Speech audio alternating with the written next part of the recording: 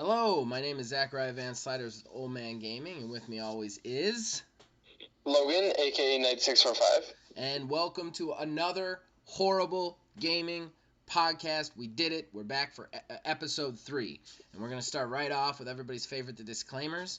Neither me nor Logan get paid to do this. This is something we just love to do, so we're not going to go back and spend a lot of time editing it. You could hear background noise. We could pause. You might hear one of our moms come into the room and ask us about cheese on burgers. We were not going to go back and edit it. We do not do this professionally. So keep that in mind while you listen. All right, so last week I asked our fans out there to give us their quick anecdotes about why they chose their gamer tags or screen names or whatever. And we actually got a couple of submissions. So I'm going to read them for you, Logan, and you can tell me what you think. Sounds good. All right, so first, it's from YouTube user Zelen S.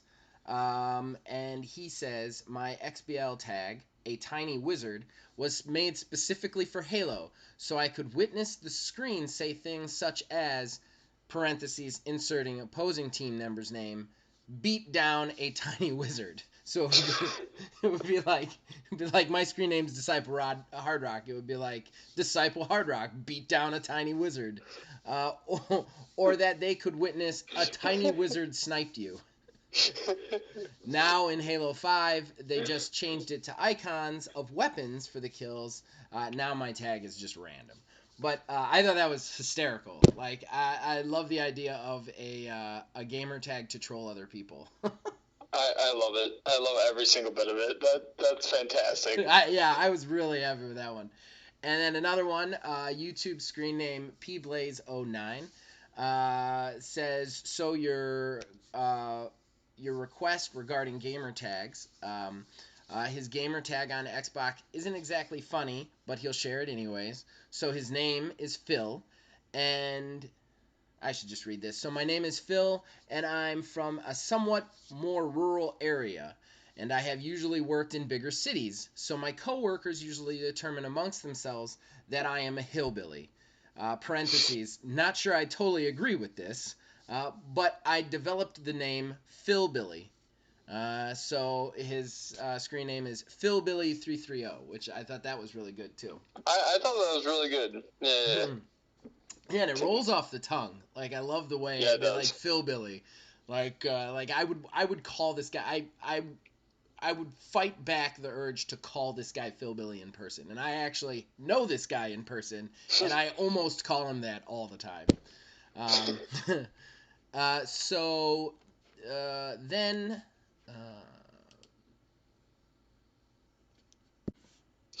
Well, Zach, now that we're on the topic of gamer tags, why don't you tell us about yours?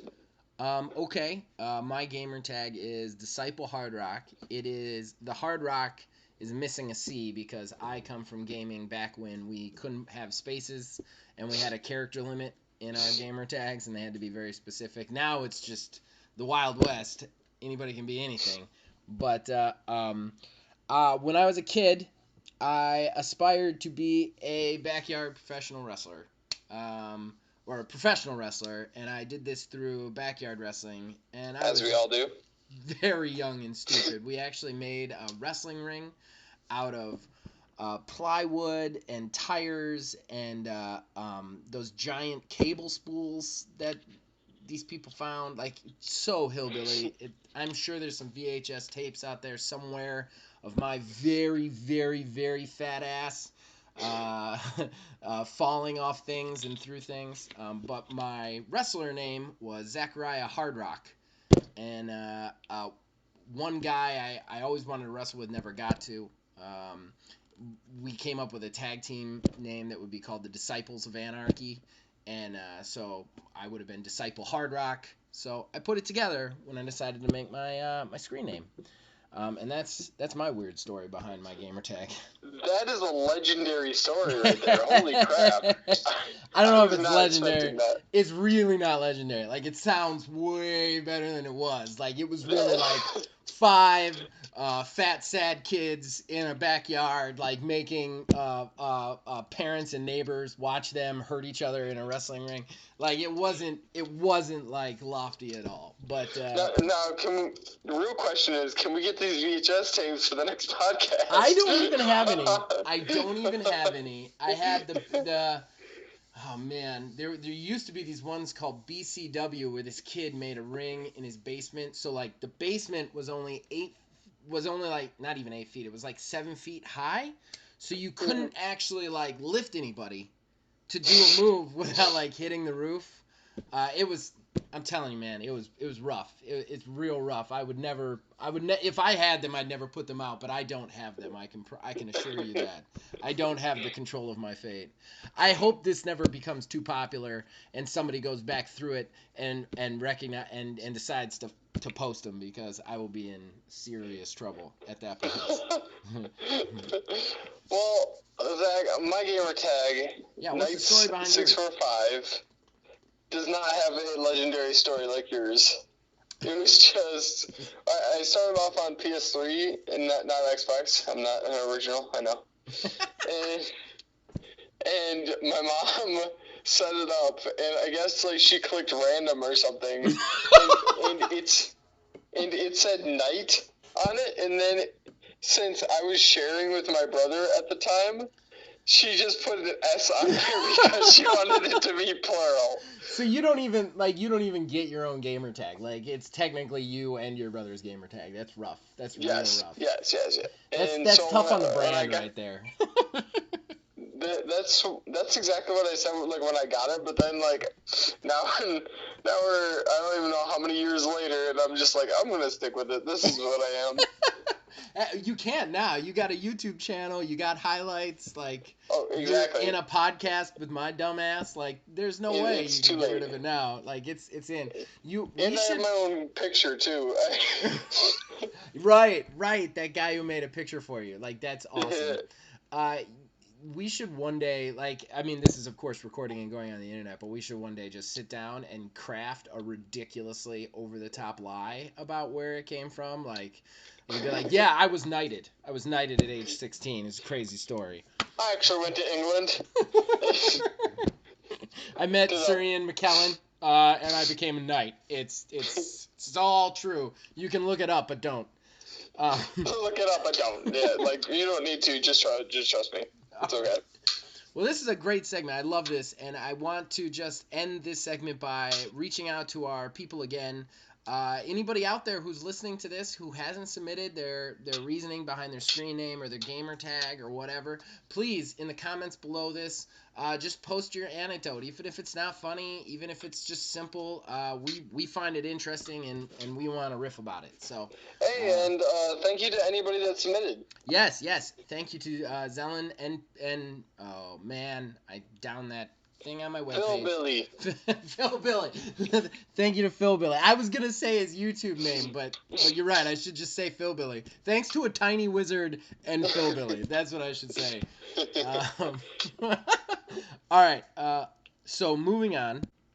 So first thing we want to talk about is Games Pass. Now, Games Pass is, for those of you who don't know, the streaming video game service that Xbox unveiled, I think a year now, maybe 2 years ago.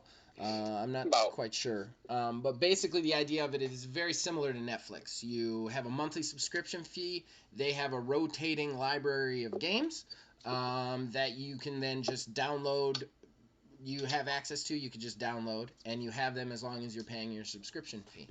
Now, the reason I want to talk about Games Pass is, in my personal opinion, when this thing came out, it wasn't worth it. I know everybody said it was, and they liked to advertise how many games they had in there.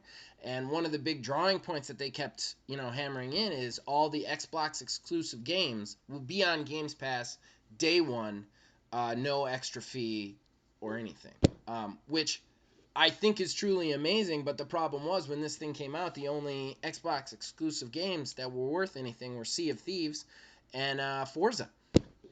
So now we're seeing a change. We're seeing some not only them get some AAA games in there. Monster Hunter World is in there. We all know how much I love that. The Far Cry games, not the Far Cry games. The other one, the whatever. Uh, and you also have some actual. They have their 15 studios that they just purchased. They're starting to move into that and actually get some exclusive games on there. And I'm talking about Outer Worlds on October, I think 25th. Yeah, baby. So, what do you think, Logan? Is Games Pass finally worth it?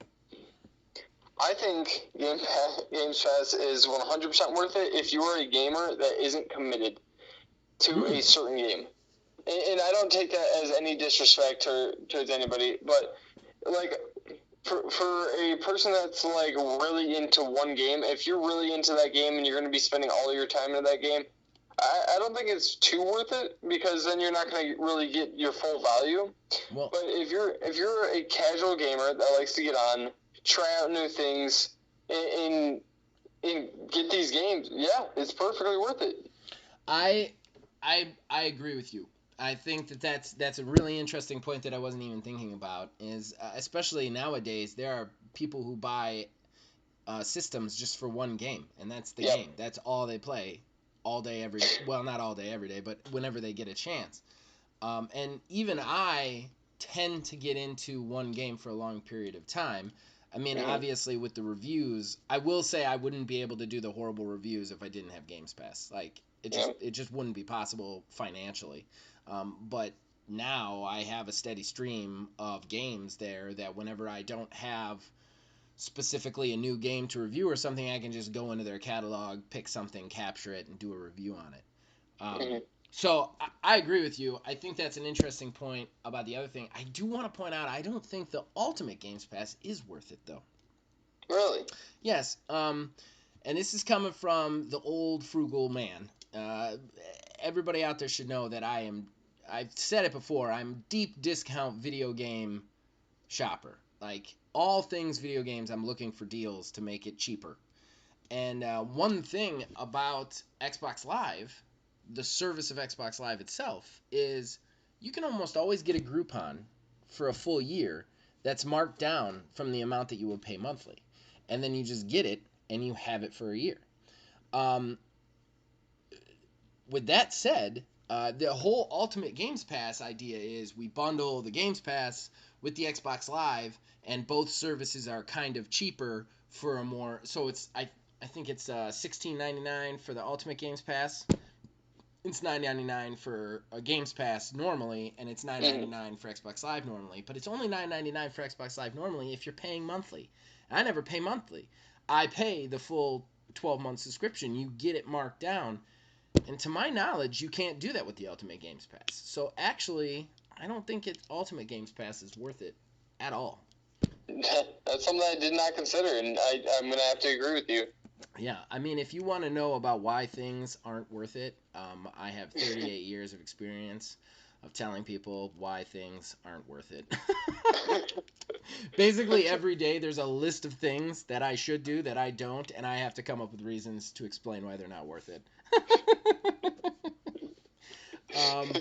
So yeah, but I think the base Games Pass is, especially since just a public service announcement to all our listeners, check out Microsoft Rewards.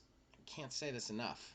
It's a point-based system for using the Bing search engine and for completing quests and achievements in Xbox. And I'm gonna tell you, once a week I spend 2 hours instead of playing the game I want to download the games that I need to get achievements in. I do a little achievement hunting. I make the points, and I actually don't pay for Games Pass.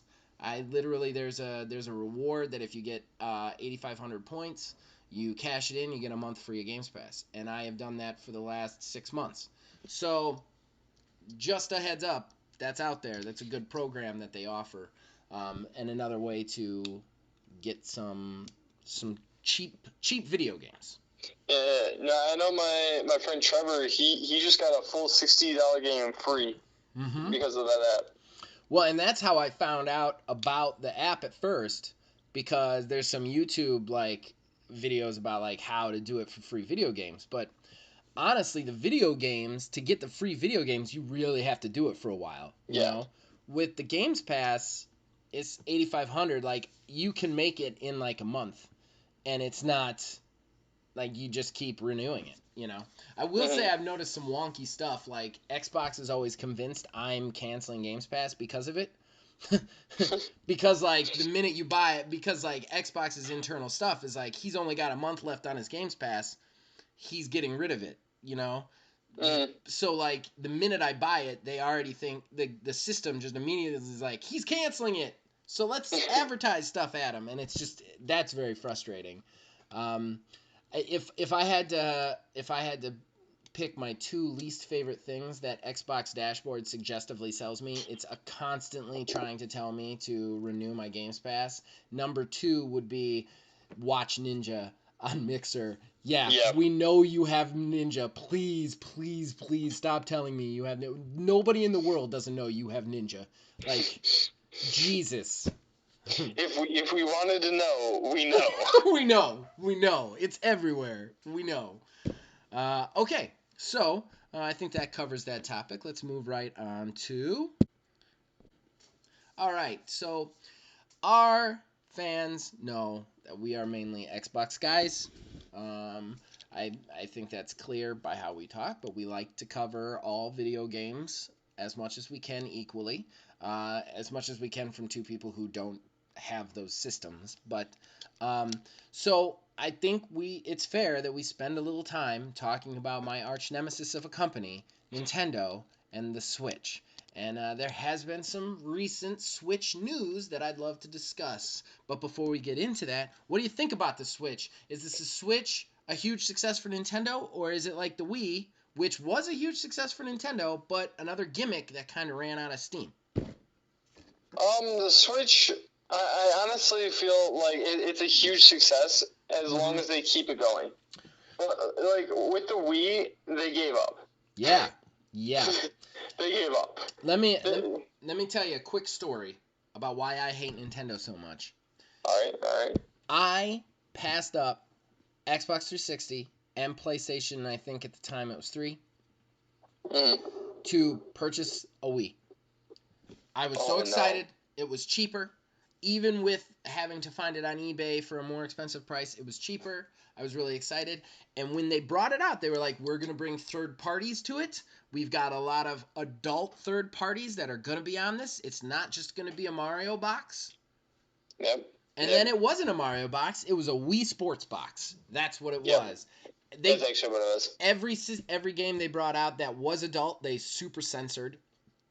They made it terrible. And I ended up selling it secondhand to an old friend of mine. And I vowed I was never going to go back to Nintendo. And my biggest problem with Nintendo is their idea is they sell gimmicks. That's what they sell. Yep. And I don't think people realize this. Like, they sell gimmicks, and they keep those gimmicks alive and afloat with the quality of their first-party studio, which they hold basically hostage. How cool would a Link game be on an Xbox One or a PlayStation? But we're never going to get that because they hold it hostage for themselves. And that's fine. That's business. I get it. But every one of their systems has had some sort of weird, like, motion controls or this little thing you write on. And they get away with having subpar systems because of it. You don't know how long I've wanted a Pokemon game for the Xbox. Oh, my God, right? Right? I've wanted a Pokemon game for the fucking Xbox forever. Oh, my God, that'd be amazing. That'd be the best. We just don't. They're never going to have it. We don't get it. And that's, I mean, every studio has their own first parties. And Nintendo has the best first parties. They're strong. I know a lot of people would argue with me that it's PlayStation, but I'm sorry. Last of Us, as good as it is never going to garnish the hype that Legend of Zelda or Mario. It's just never going to do it. So, so with all of that said, when Switch was announced, I was just as mad as I always am at Nintendo, because it was another gimmicky bullshit system that they promised they were going to have third-party support for, and then it was going to peter out. I'm going to have to actually eat my words on this one. And I know that there's plenty of people out there who have a Switch who've just been getting mad at this point, but I think that Switch, as far as Nintendo concerned, is their best system for the player. Okay. It might not. I don't know if it's made more than the Wii or not yet. I didn't do that kind of research, but even if it hadn't, for the player, it's the best. And here's what they did that's genius, in my opinion. They just used all those the just the hundreds of thousands of independent games that come out daily, and they just brought them all to the Switch, and that's great. So now you have variety at the very least. So the gimmick doesn't feel as much like a gimmick. It feels more like what they advertise, which is, okay, this isn't as powerful, but it's portable and it's faster, you know? Also, I've heard rumors of Xbox Game Pass going to the Switch. Yeah, that's true. That's true. They have talked about that. I think that'll be really interesting. I mean, you've got kind of a situation there, though, because, like, I mean, I don't know if I was a Switch guy and not an Xbox guy, I don't know if I would pay for Xbox Game Pass on my Switch, because you're not going to get those exclusives, because those exclusives, for the most part, are going to be too big, I think. I mean, or if they're not too big, they're not going to perform the way that they're supposed to. I think that's one thing that's hurt the Switch critically, is a lot of these ports that they've brought over, while I appreciate that they've done it, a lot of them are very subpar, and not high quality, because the Switch just can't operate on the level that the Xbox One and the PlayStation can technologically. Exactly. You know. Exactly. So I actually think Switch is a success. I would actually agree with you. But more than a success, I feel like a little of my hate for Nintendo is assuaged, because I had come to a point where they were just money grubbing evil company. Now I kind of feel like this one at least seems to be a little bit more player forward. They've done a lot of stupid shit, but still, if you compare it to their other systems, and just their other systems, it's probably the most player forward one. But with that in mind, I want to move into the next part of this, which is they've announced the Switch Lite. Okay? The Switch Lite is basically just a portable version of the Switch. The Joy-Cons on the side don't come off. It does not dock with your TV, but it plays all the normal Switch games. It will also, from what I understand, well, I don't know if they've released the battery life or not, but I think it'll have a better battery life than the original docking one. And personally, I think this is their biggest mistake, but I want to hear what you think. It's a ripoff. It's a ripoff. Also, let's just start with the funniest, easiest criticism. What is the switch there? It doesn't switch. It doesn't switch into anything. The whole thing is it switches. You switch it from TV to portable. Switch. That's what they do. The switch and then the little clicky thing. This thing doesn't switch. It's just a thing. It's a DS. It's a DS in your hand that you take with you, and it plays the bigger games. And what the hell does this mean for the DS? Like, they're cannibalizing their own products. Yep. Exactly. I couldn't have said it better myself. Well, I'm glad we're in agreement. It doesn't make for the best radio when we completely agree, but I just this is just so stupid. I don't know. Well, how can you argue it? Right. Like, the actual Switch has a point. Like, yeah, I can get that, and here's what I can do with it. Right. And here's how it's different. Right. This other thing, it's like, here's a worse version, but pay more. Because it's light. Oh, what? God, it's terrible. It's terrible. I agree. I do want to go into another one, another little piece of news. Okay. Our least favorite company and our most fun favorite company to bash, EA, has released recently. They were asked. Well, I don't think it was like a press release, but somebody asked one of the higher ups in an interview, why don't you release more games on the Switch? And they said, people who like our games don't play them on the Switch. Which, of course they don't, because you don't release them on the Switch, but they have some sort of aversion to the Switch. They basically said that their data supports that anybody who wants to play their games would prefer to play them on a PlayStation or an Xbox over the Switch. However, I do also want to point out that they've actually only released 4 games on Switch to date. 2 FIFA games that sucked. From from what I understand, they were absolute nightmare factories. And then I think there was an NBA game that also sucked, and one other one Yep. that I cannot remember. It wasn't sport. Oh, Unraveled. Unraveled was the other one that they released. So they're definitely not giving a selection. So I don't understand where they're getting these numbers since they haven't put out any games to actually be played on it. Do you think this is a good move, bad move? Well, like I can understand to a certain extent because a lot of their games are bigger games in terms of like gigabytes.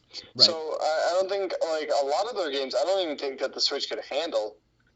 Sports games, yeah, I've seen their sports games, and that's where I could argue. Like you're right. I think that they're making a terrible decision because I think sports games would be fantastic on a Switch, but they don't really put the effort in. Right. They're just kind of like we're just sending it out. I think you're right about that. I think personally, I think it's kind of. I don't think the way they're saying it is the right way.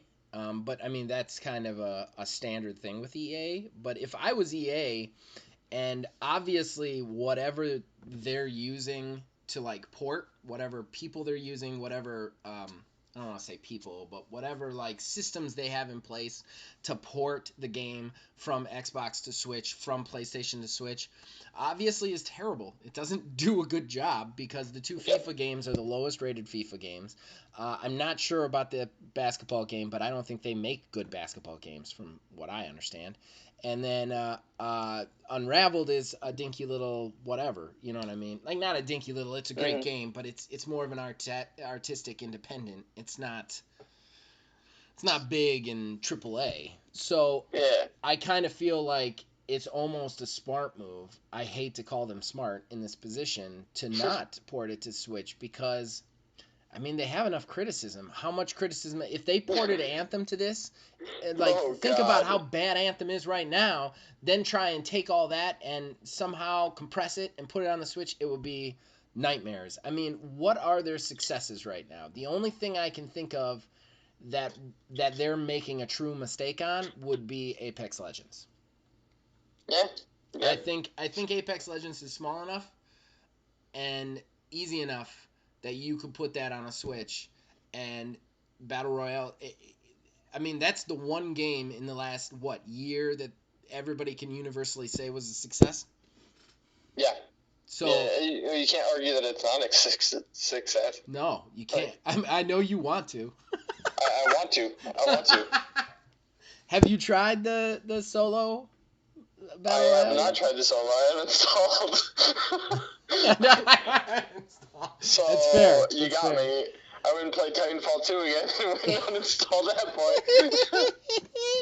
I saw you playing that the other day. And also, just want to point out, you mentioned Titanfall 2 again. Well done. Well done. We're three for three on Titanfall 2.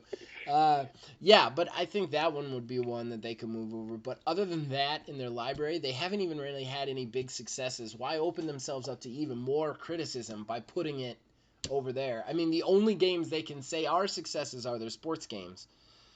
Like, that's it, right? Even their sports games, it's questionable. I've heard that the last couple Maddens were good. I gotta be honest, I'm not a huge sports game player, no. so. Their newest Madden's really good. Okay. Their last Madden wasn't that great, but the newest one that just came out it's good. Is it? Okay. Yeah. All right. Yeah, I'm not a huge sports game player, honestly. They've gotten a little too complicated for me. I liked it back when I could just like hit a pass button, a shoot button, and a check button, and then I was good. All right. All right, well, let's just transfer right from there into our next big topic, which I want to spend some time on the console wars. And the reason I want to spend some time on this is recently Phil Spencer, my personal guru, released, I think it was in an interview, he talked about how they consider some of their studios might even consider making games on other platforms. And he is also Not, he doesn't really consider the console war a war. He wants to sell systems. He wants to make money for his company, and he thinks competition is good, but he doesn't necessarily think that there is a console war anymore, so to speak. What do you think as an 18-year-old Xbox player? Does a Mm. console war matter to you at all? Do you care about it? Console is dead. Dead, just dead, just Well, dead. yeah, You're done, just dead. because or it's going to be dead. It's It's I'll very give you close. my going to be dead, but I think you've got some real stick in the muds right now that I want to talk about later. Because Sony and Xbox are already working together on Project Scarlet, and so their next consoles, are basically going to be the exact same thing. And so we're not really fighting for the systems anymore because they're basically the same system with a different look. It's the games. And Xbox One, with them having their Games Pass and their exclusive games going to PC and the Switch, it really makes me question, why would I get an Xbox over the Sony? But then if Sony does the same thing and brings their PS, then it really makes me wonder, why would I get a console at all? So say the 400, 500 that it comes out with, if I go a little bit higher and go like 700 for a really good PC, or not a really good PC, like a decent PC, and I just run it on PC, I get better value for my games, and I can get all of the games from both of those systems. You know, I know some PC gamers, and maybe one of these days we'll have to have one of them on and talk to them about it. But I don't like the idea of PC gaming. I don't like it. Not that I'm saying it's not for everybody. I get what you're saying. I get where you're going with this, but I don't think. And this could be one of those, like, I'm a different generation. I'm eventually going to die out, and it's all going to be PC games. That's possible, but That's what I'm looking. That's what I'm looking that's at. nice. That's nice. You're already looking at my death. That's great. That's It's awesome. That's awesome. That's what you want out of a co-host. He's just waiting for me to die so he can get a younger person that Co-host no longer. that he can. It's a circle of podcasts. Like slowly, the old one gets killed, and the young one takes over and becomes the old one. Then I'll find my apprentice. I want to meet your apprentice before I die. That's for damn sure. Maybe it'll be your crazy ass brother. Yeah, I'll be my little brother. Okay, so here's the thing. I don't like PC gaming. I don't like the idea of constantly having to update my PC, my thing. I want to buy the thing, and I want to have that thing until I absolutely need another thing. And then I want to do the same thing. I want to go out, I want to get that thing, and I don't want to think about that thing.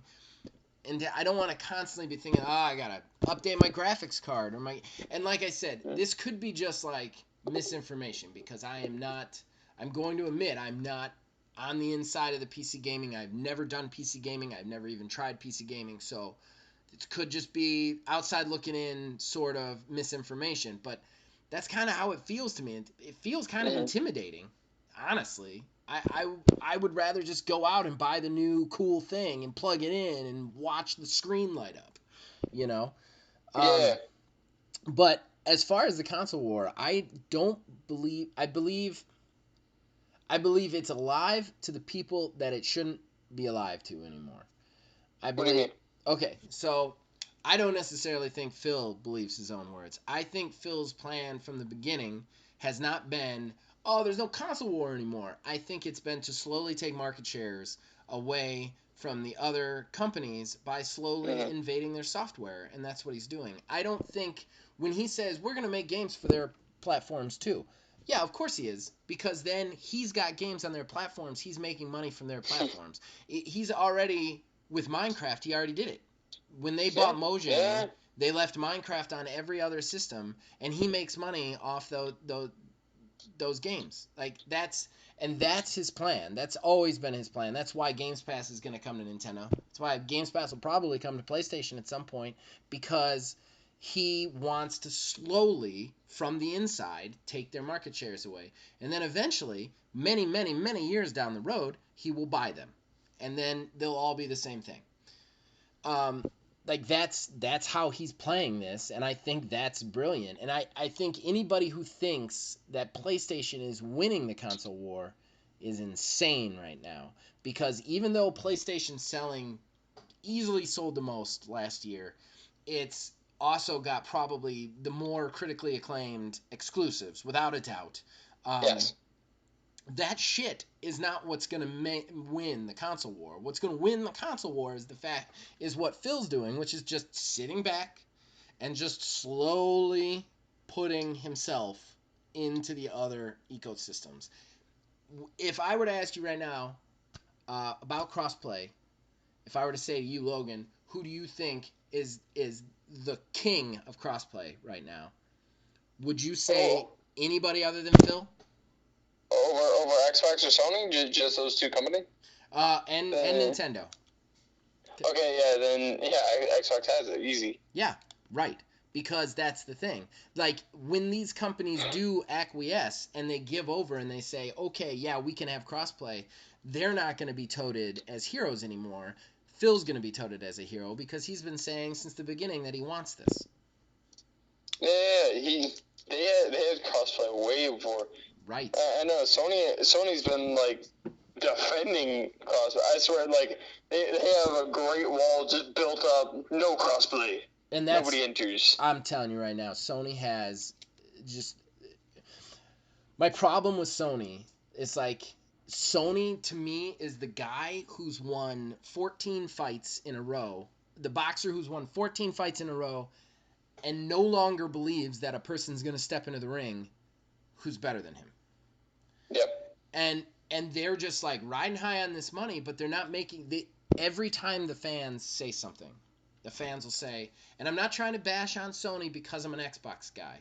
I was originally a Sony guy. I had a PlayStation 1 and I had a PlayStation 2 over an Xbox. I switched to the Xbox 360 because it was cheaper. And it was more accessible. The problem with Sony is every time the fans say, hey, we want crossplay. Nope, we're not going to do it. We're Sony. We don't have to. Okay, can you give us backwards compatibility? Nope, we're not going to do it. We're Sony. We don't have to. You buy our systems. Who cares? You know, then you have Phil over here raising his hand like, I'll do it. I'll give you backwards compatibility. I'll give you forwards compatibility. I'll give you everything you guys want. And that's it's all image to me. And while Sony is winning it on the numbers page, everybody knows and loves Phil Spencer. So like that's the win for me. It really is. The consumer's winning. That's true. The great thing. That's true. I do completely agree with that. Are you still thinking about going PC? You've been talking about it forever. I definitely am. I still think about it, and with the next console, I don't think I'm going to end up getting the next console. I think I'm going to eventually end up getting a PC. Because with how compatible it is, it doesn't matter if my friends are on Xbox, PlayStation, I can play with all of them. Well, and that's especially so with Xbox. If you get a PC, I can play with you on just about every game that's out right now. Like yeah. I mean, anything we play, we can play together. Yeah, exactly. Yeah, so eventually, yes, I do think that I'm going to get a PC over the next console. Well, you know, I'm going to be an old, sad motherfucker and just keep buying those consoles until they don't make them anymore. All right. Well, let's move on to Fantasy Corner then. All right. So, the most fun of the podcast coming up, Fantasy Corner. Today's question is a good one. I know Logan will be very excited about it because this is probably his favorite game genre. The Fantasy Corner is, what game that does not have a Battle Royale should get a Battle Royale? And what does that Battle Royale look like? Is it 100 people? Is it 12 people? Like, what is the catch? What are the hooks? So, Logan, what game did you pick? Okay, I cheated. I picked 2. Logan, we've had 3, and you've cheated on every one. You can't keep cheating. You're killing me. I gotta have stipulations. I'm younger. I deserve things. I see how it is. Okay. All right. So take it away. What's your ones then? My first one is Skyrim. Oh! Skyrim Battle Royale. I'm saying you drop in, you gotta find your elven armor on the ground, pick it up, you gotta find your dwarven arrows, and that would be so cool. That would be really cool. I would say that would be tough, but that would be really cool. But if they manage to do some really cool like leveling stuff too with it, like make your own loadout, like so that you could build your character to be melee and charge down like a stealth archer, that would be pretty sweet. Yeah, dude. I still, yeah, that would be amazing. That'd be so much fun. I don't know how great like it would be like actually happening, but yeah, I think that it'd be fantastic. I think there'd be some balancing issues. Honestly, I think Bethesda has proved lately that it's the bugs that bind them. But it would be fun still. I don't even care. Like if that would be buggy as hell, and I'd still just be in there like running around with a great axe as an orc, just like chopping people. That'd be a lot of fun. That was a good pick. I was not expecting that. That was a good pick. Yes. And what's your second one? Like, what's gonna top that?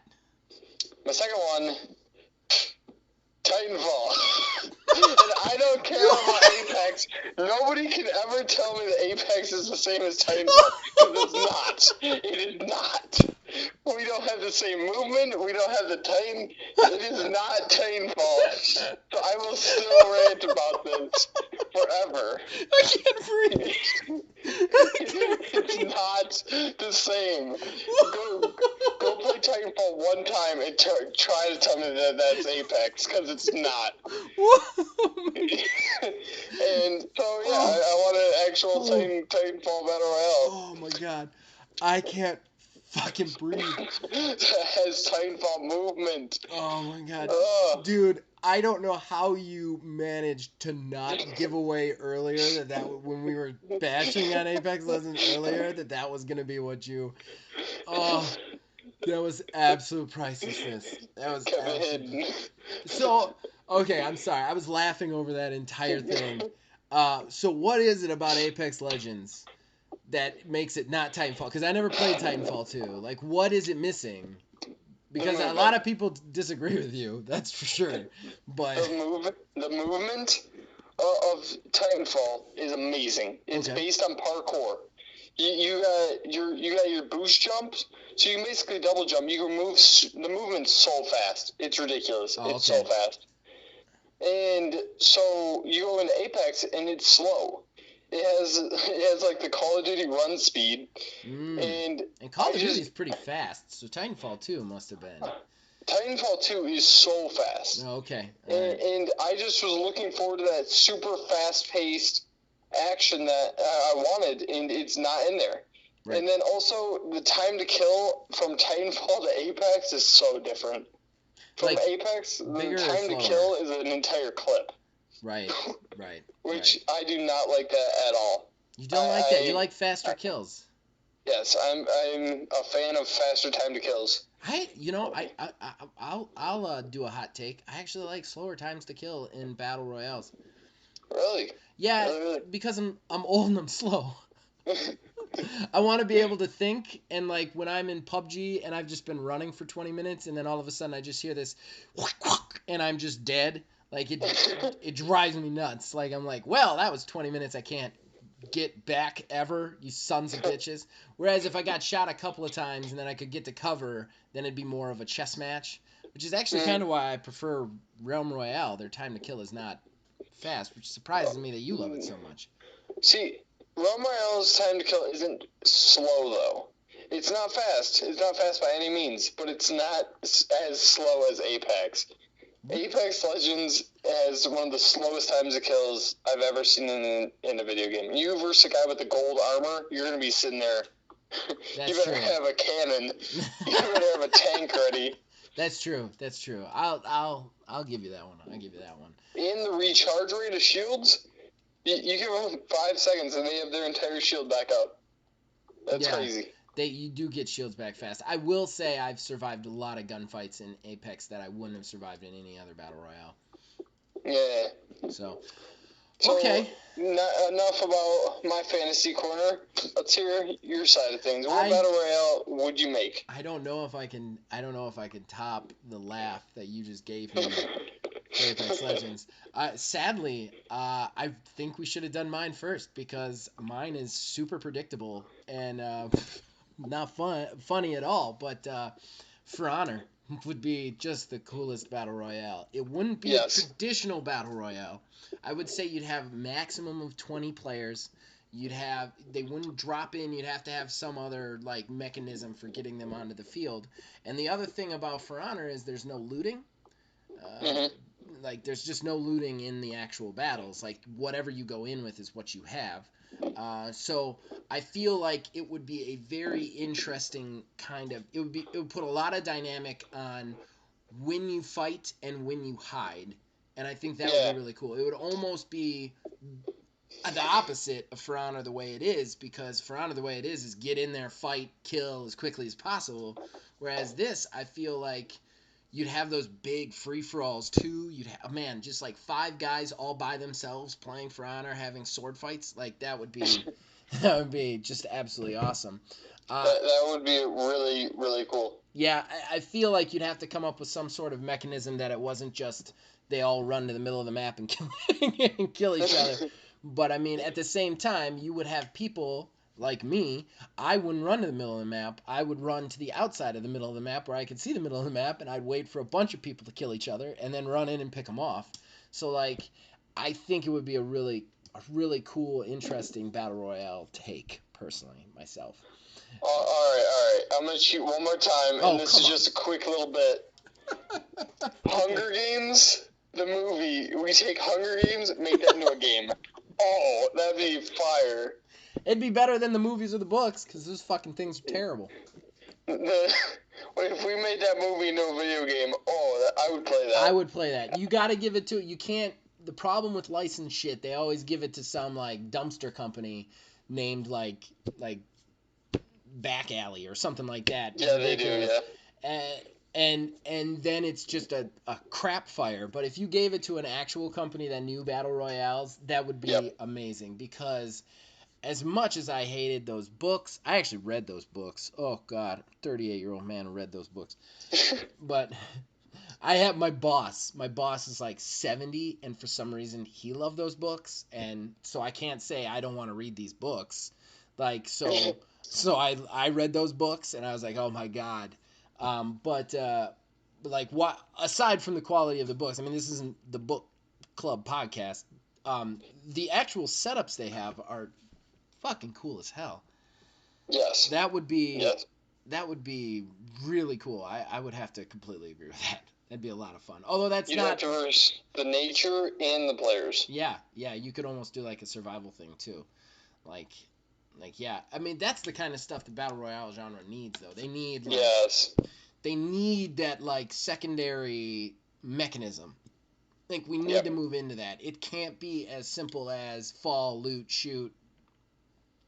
Because the people who are really good at that are really good at that. Everybody else doesn't care anymore, and you're just gonna lose that player base so fast. But all right, well, that was a really good fantasy core, and that brings us to the close of the 3rd episode. We did it! Yay!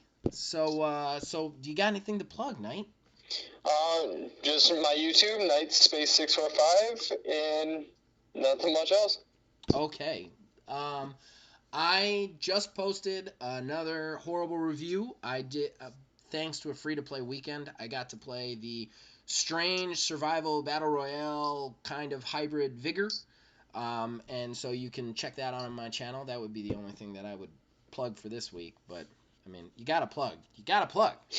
You gotta plug. If you're making content, you gotta plug. So, all right. Well, that's it, everybody. As long as you guys keep listening, we'll keep making them. We appreciate everybody listening. And again, if you have those gamer tag stories, please comment below. If you want to tell us how terrible this is, please comment below. Of course, you were warned. Comment below with anything. I mean, just talk to each other. Who cares? And thank you for watching, and we'll see you guys next week. Probably.